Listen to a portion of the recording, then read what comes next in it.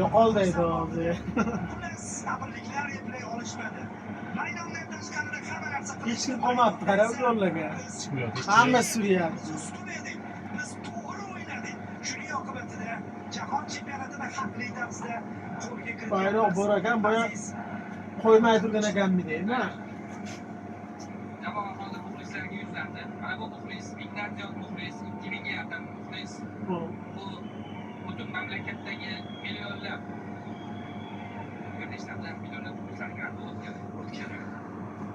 Beşiktaş gapirib, Beşiktaşdan Abdur aka, mana bu o'yinning eng yaxshi o'yinchisi bo'lganingiz bilan tabriklayman.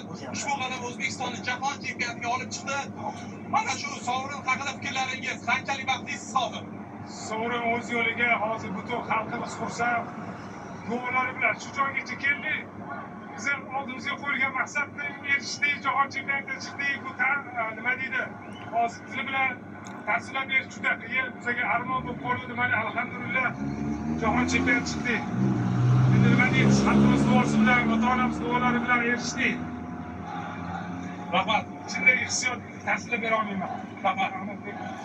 O'tkirning ovozi sizga eshitildimi, eshitilmadimi bilmadik. Bizga eshitilmadi, eshitilmadi deb o'ylayapmiz. Lekin uni eshitish ham g'alati shart emas deyishim qiziq-ku. Lekin u yig'ladi, ko'z yoshlari oqdi va qahramon gapni boshqa gap yo'q deb chiqib